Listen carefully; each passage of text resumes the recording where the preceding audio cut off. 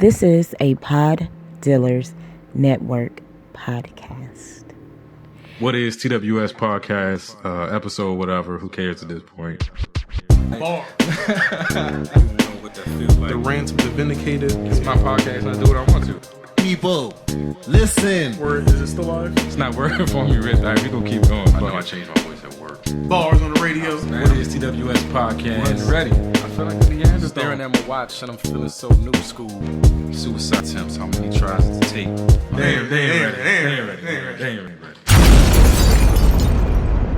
Overdrive reminders of the past. I'm shook, scared to look where the prodigy in half. All I wanted was my people to be proud of me and ask every once in a while, how you doing, for some follow through. Try to close the door on my emotions, but loneliness is not the same as solitude. Wish that I could talk to the younger me, to tell him that I'm proud and that he is allowed to express everything he's feeling underneath. The joy and the pain is part of the game, and you should have been protected, but part of me regrets pushing you to the limit, because you gotta be the best. Went from left for dead on the mausoleum floor to being celebrated on the Coliseum steps. That's still one of my favorite verses of the year.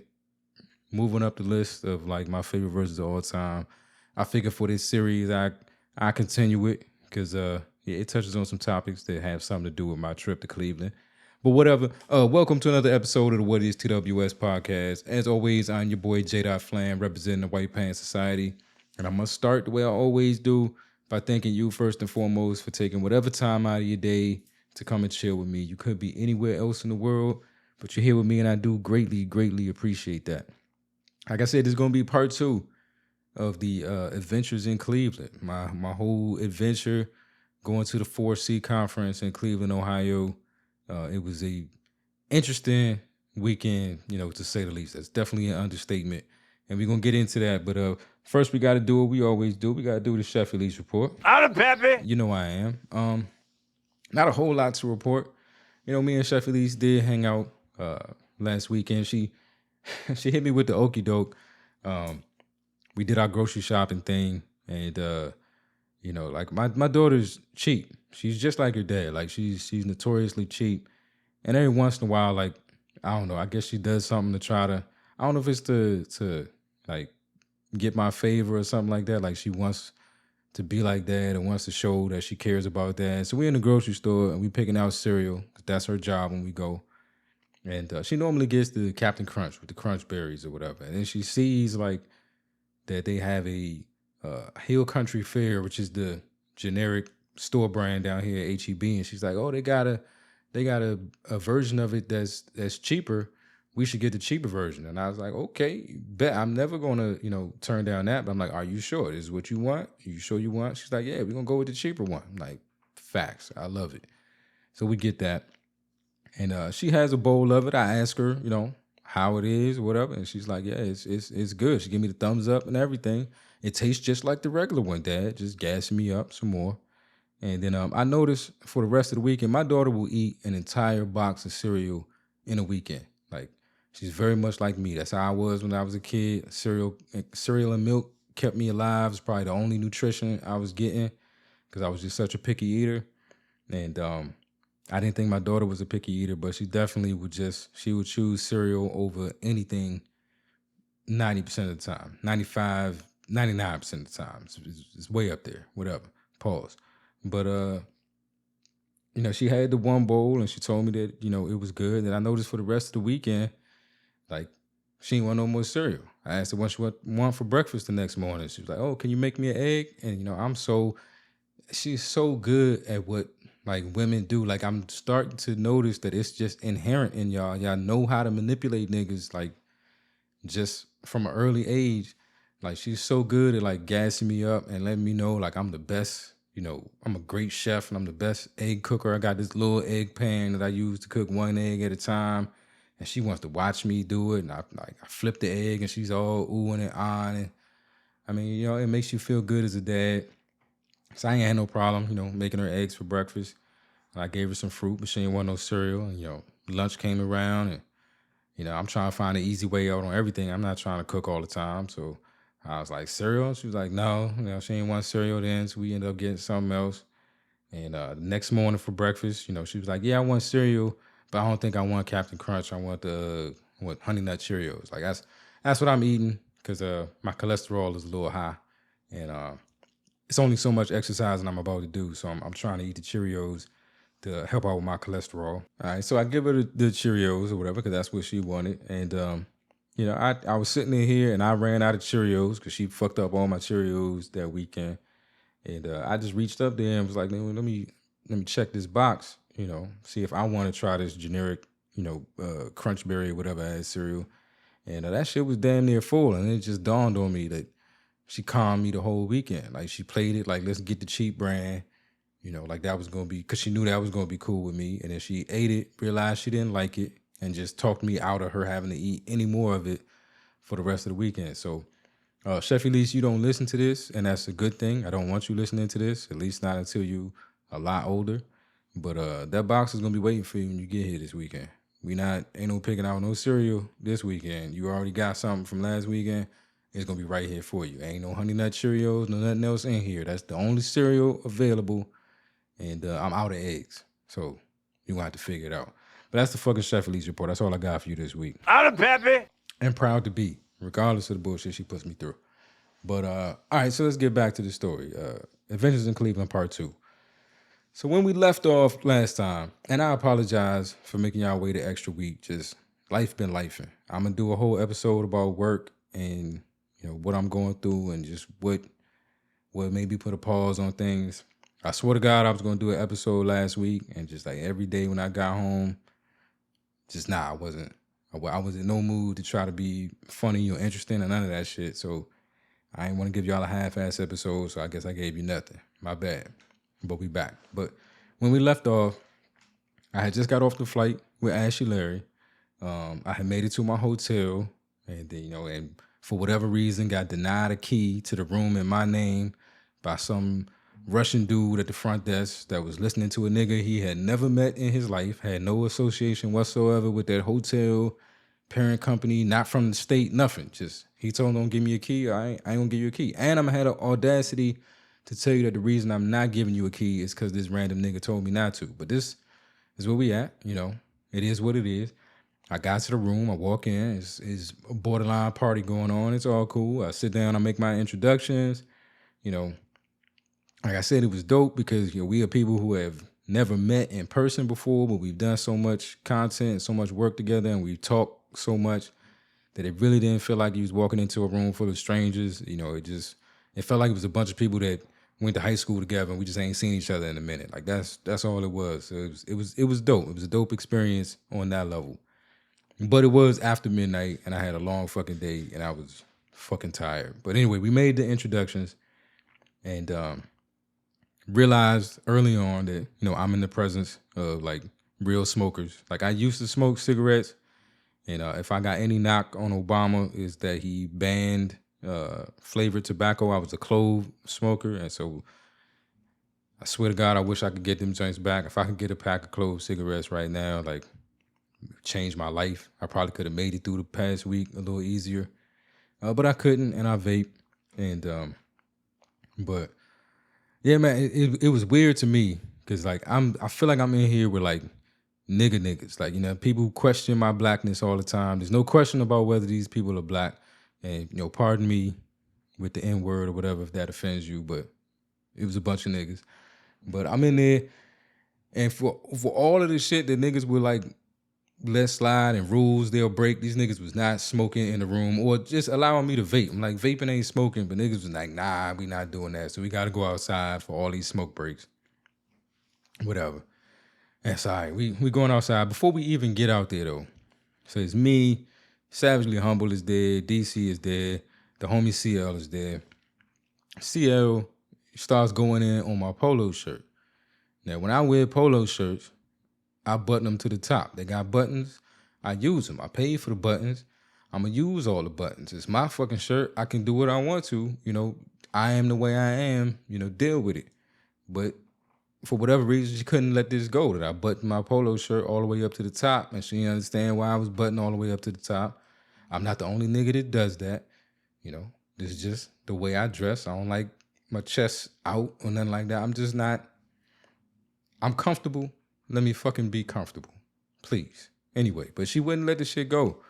And so I spent the whole time on the way down to the parking lot, in the parking lot, during the smoke break, like, she's trying to unbutton the top button on my shirt. And I'm dodging the shit. I'm doing like Matrix-like moves. I got to keep my head on the swivel. I don't know what angle she coming from this time. It'd be mid-conversation. We talking about something completely unrelated. And then just out of nowhere, she coming around the corner or coming around my shoulder or something. It was weird. It was mad uncomfortable. You know, I want my personal space. Give me my donut. I need my 3 feet, please. Like, it was weird. And and we in this like Me Too era, you know, and if the situation was switched, if I was trying to unbutton a woman's shirt, like I don't even have to finish that. You already know, you know, what type of time that would have been on. So I haven't been in Cleveland for, you know, fucking an hour, and I'm already being assaulted, you know, and it's just, and this became a theme of the fucking weekend for me, but we'll get into that maybe on part 3. That's not for today, but I'm not having a good time in Cleveland. So anyway, we hanging out smoking. I'm vaping, you know, I do what I do. And, you know, and CL is like talking to all the white people coming in and out of the hotel.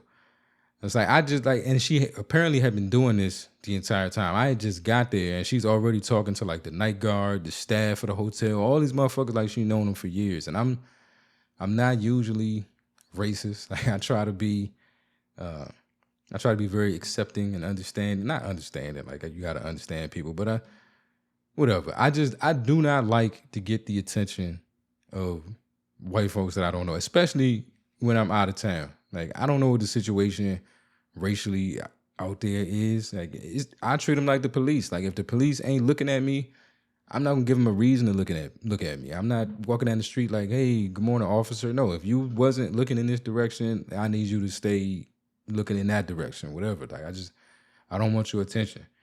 But all these people, all these like niggas, for whatever reason, just filtered in their spirit that like have to talk to every white person that walk by. And this shit was just weird to me. And it just only, you know, kept getting weirder. Like just weirder and weirder the whole weekend. The fact that they was just super friendly. We be having the raunchiest, you know, hoodest conversation ever. A white person walk by and be like, hey, good morning. How's it going, man? Oh man, get to it. I see you out there running, man. Get it. Like, oh, chill. Like, why is we talking to these people? They wasn't talking to us. Why are we talking to them? Like, I come from that, and this shit was crazy weird to me. But we out there, they talking to white people for no reason.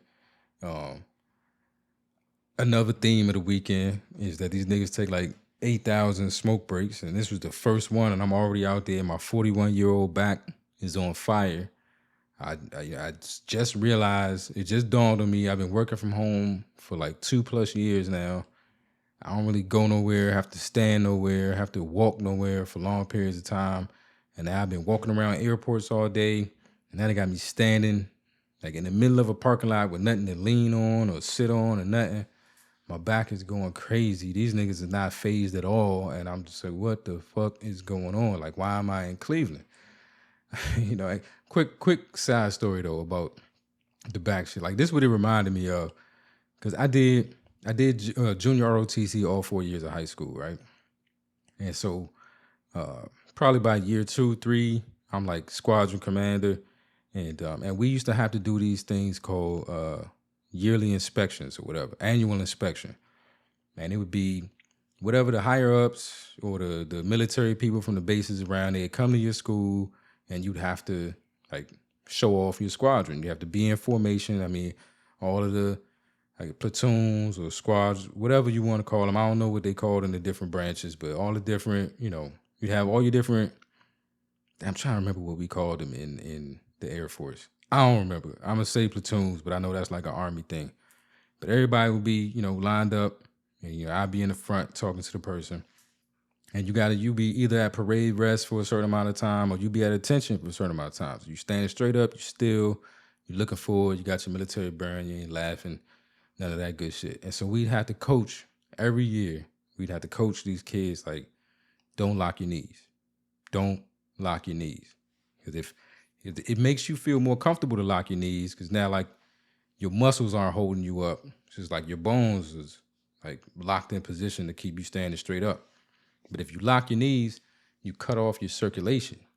And as much as you try to warn people and you tell them the horror stories of what you've seen from people locking their knees, it happens every year. I be standing up front, my back is to this whole, squadron of cadets, and just one by one, you start hearing motherfuckers drop. And that would be the hardest part about like maintaining my military bearing. I was very serious about my shit. I'm a serious person now. I was a serious kid back then.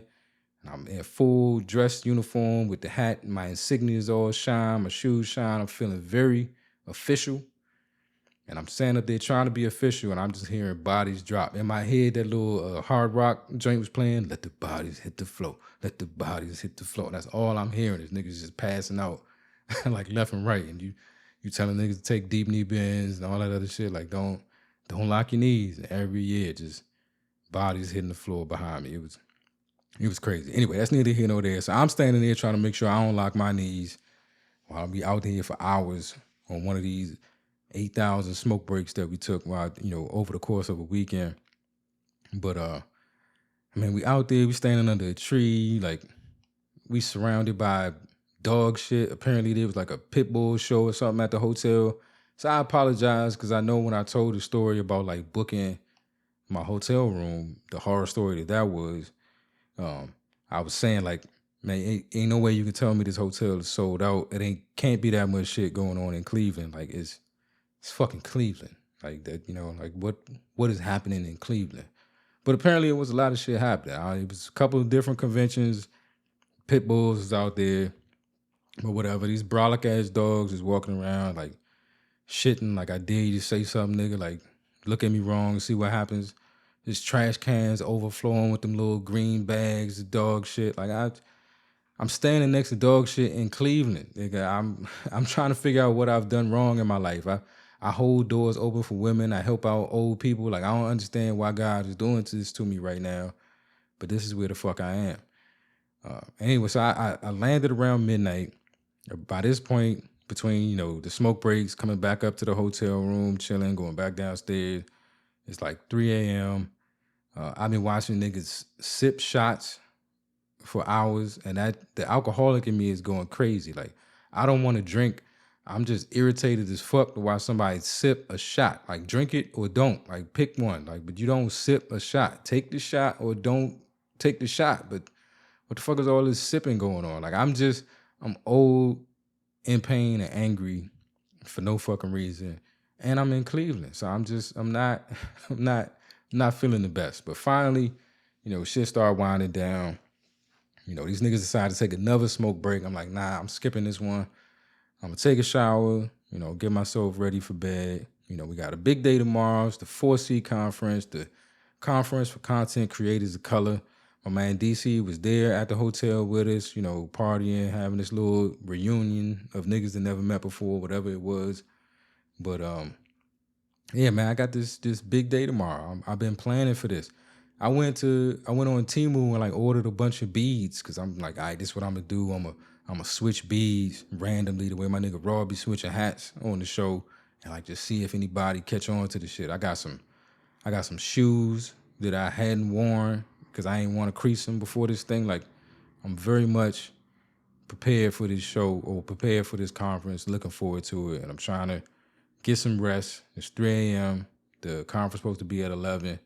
So, I'm trying to get some rest, get that day started. So, man, I'm on the pull-out couch. I'm in what Cleveland calls a suite, which is like a king room with a pull-out couch in it or whatever. So I'm on the pull-out. Raw got there first. He claimed the bed. It's all good. I'm only going to be there like 30 hours tops, so I ain't worried about it. I'm on the pull-out. It's uncomfortable as fuck. I'm in Cleveland. I'm surrounded by dog shit. People trying to take my clothes off. Like, it's not a good night, but I'm going to shut it down, close my eyes, put on South Park or whatever, and I'm going to try to find a way to go to sleep. So I do get some sleep. Not much, because it's like 3 o'clock by the time I went to sleep. When I woke up, it's probably like 6:45 or whatever. The conference is at 11. I don't really want to be up that early, but like I said, and I'm gonna keep saying, I'm in fucking Cleveland. I'm not comfortable. I'm not comfortable. I'm on a pull-out couch. You know what I'm saying? So I like, all right, fuck it. It's 7:00. I'm gonna get up. I'm like, I was damn near sexually assaulted the night before. So in my head, there's no way I'm gonna be asleep while these niggas is up. I need to be up before them and prepared. Don't nobody need to be moving around me or in the room or nothing while I'm in my PJs, feeling vulnerable or whatever. So I gotta get up. I gotta be ready to move when these niggas is ready to move. Pause, whatever. So I'm chilling. I got the shoes that I saved just for the trip. I got my bag with my gear in it. I get up. I decide I'm sharing a room with my man Raw. He ex-military. I don't know if he an early riser, if he a neat freak or whatever. So I'm like, I'm gonna get up. I'm gonna get my shower out the way. Get there and make sure the bathroom is clear. So none of that shit is in the way. We ain't gotta have that conversation. I'm gonna get this pull-up couch put away, all that good shit. I'm gonna get dressed, be ready to go. So whenever people is ready to make moves, I'm ready to make moves. So at this point, it's probably 9:00. I got everything prepared. I'm ready to go. And then I hear this nigga from the other room. I hear him on the phone. So I'm like, all right, this nigga's awake. So, I guess the day could finally get started. I expected him to be up earlier than that, but no judgment. It is what it is. So I'm sitting on the couch. I'm probably watching Cartoon Network because that's what I do. I don't watch live action shit. I watch animated damn near everything. So this nigga comes out the room, sleepy as shit, wiping his eyes, all that good stuff. And he started asking me if I done talked to DC, one of the organizers of the conference. So I'm like, nah, what's up? And he looking at me mad confused because he ain't really sure if he actually did speak to the dude. I'm telling him, I heard you on the phone. So he's like, man, was it a dream, whatever? Now he started blaming me for his confusion because he's like, man, I had this weird ass conversation and I come out here and you fully dressed. So I don't know, what the fuck does me being fully dressed have to do with anything? But these niggas mad at me because I'm dressed. I'm like, whatever. So now he's telling me that dude called him to tell him that the conference was canceled. And he's still trying to figure out if this was a dream or if it actually happened. So I go on Facebook. I see a post saying the same thing. So I'm like, yo, I guess apparently the thing was canceled. And so now we're trying to, figure out what the day is going to be. And of course, par for the course, this nigga can't get it together without another smoke break. So we got to go back downstairs to go outside. Figure out, I've been in the room long enough. I'll go down there and vape a little bit. See Cleveland during the daytime, because all I've seen is nighttime Cleveland. I wasn't impressed. Nothing changed. But we went outside. We out there. Savage decides to come down and join us. Stand under the smoking tree with us. I'm fully dressed. Raw is still in whatever he went to sleep in. She come down wearing some athletic boxer shorts with all the thigh meat out, with some Yeezys on and a thick ass hoodie. Shit, none of it went together. I didn't understand any of it. It's a weird ass morning. It's a weird ass morning. Shit only gets weirder. The conference is canceled. I'm in Cleveland. It's pit bulls walking by, looking at us like, ain't these the niggas you warned me about? And, the owner's trying to pull a leash like, nah, don't embarrass me right now. Like that. We don't talk about that in public. That's what's going on around me this morning.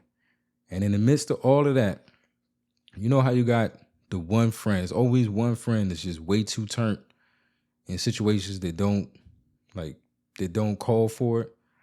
So CL, or Cortland, as she was known the whole weekend, she was up before I was. And now she's pulling back into the hotel as we standing outside smoking. And it was crazy because I could tell just from the way she turned the corner, just from the way she pulled the car into the parking lot, that she was too happy for that early in the morning with all the shit that was going on.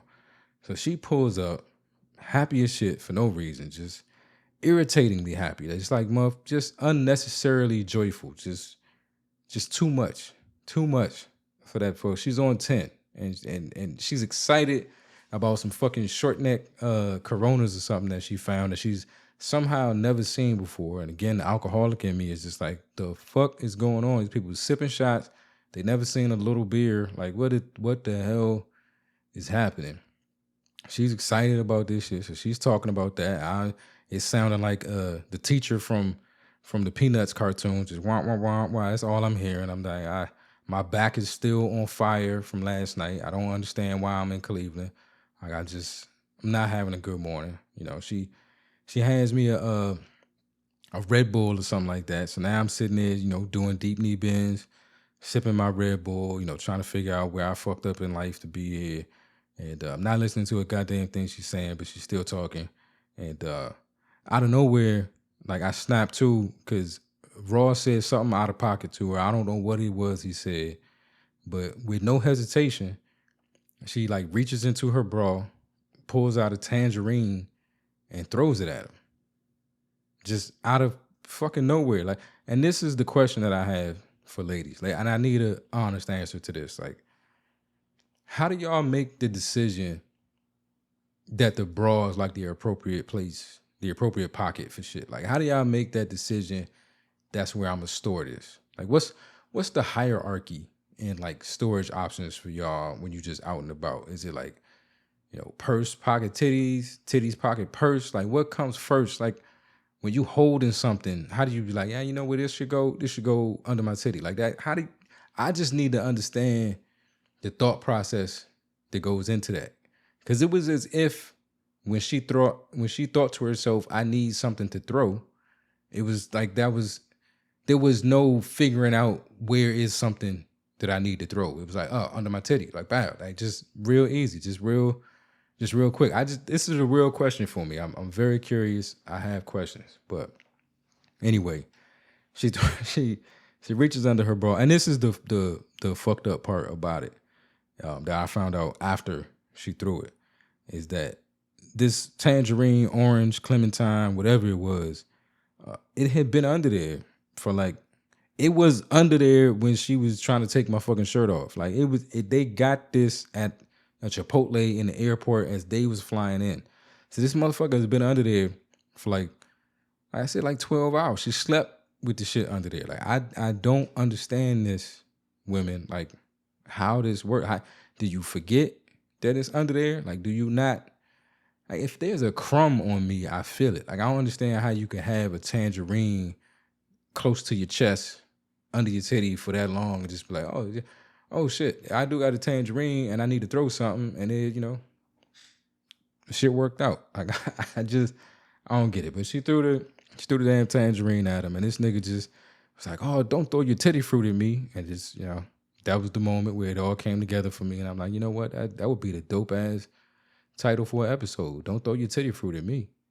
I'm like, yeah, I'm gonna do that. And that's exactly what I fucking done. So that's, I don't know, what else happened after that? I don't even fucking know. We standing out there, Raw is having like weird, again, they talking to random white people with pit bulls, and Raw is having this weird ass conversation with some Russian dude that invented a pit bull. He's telling us how he invented his dog.